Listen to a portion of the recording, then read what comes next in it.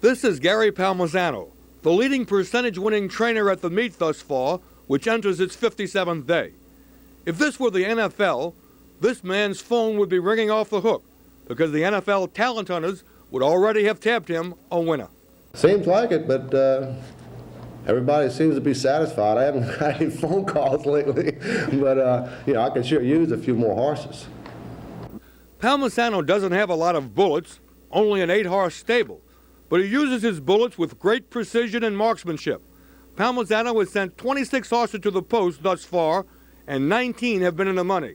10 wins, 5 seconds, and 4 thirds in 26 tries. There's a win percentage of nearly 40%.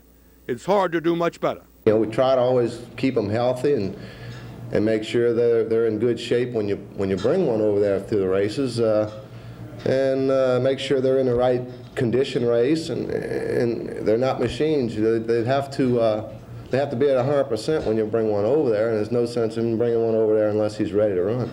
Winning a high percentage of races isn't new to Gary Palmisano. Palmisano was the leading percentage-winning trainer at Jefferson Downs, with 31% of his starters hitting the winner's circle at the last JD meet. Placing horses where they have the best chance of winning is a Palmisano's strong suit. A horse has won 2 races. You wouldn't want to put him in an open race where just 4 and up. Suppose you have a 4-year-old filly that's won twice, and she's worth around $10,000. All right, now you're going to get your condition book, and there's 12 racing days. The whole schedule for the next 12 days is in this book.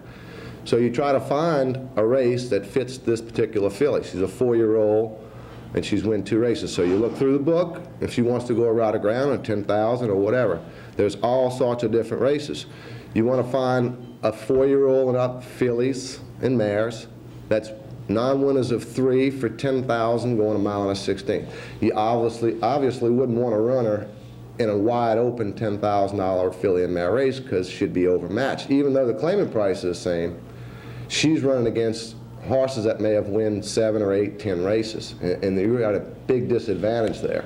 Palmisano is the type of horseman who knows that horses, especially claimers, often don't hold their form for long. When they start winning, they're not going to win forever because you've got to raise them or people are going to claim them. If you've got a horse 7,500, 10,000, 12,500, and he starts winning, he'll go right up the ladder, but sooner or later you're going to hit a plateau where the horse just can't win, or he'll fall off a little bit. One race may take out more out of the horse than you expect, and when you run him back in a little bit higher race, naturally it's a compound situation. You're raising him, and you may have taken a little edge off the last start. So that's why the horses usually go up and down. But the claiming price generally dictates how the horse is going to perform. When you see the name Gary Palmisano next to a horse in the Fairgrounds program, figure that horse has a great chance of being in the right spot. They don't miss this kind of talent often in the NFL. But in racing, sometimes the talent of a Gary Palmisano is overlooked. How else can you explain why Palmisano's barn is not overflowing with horses?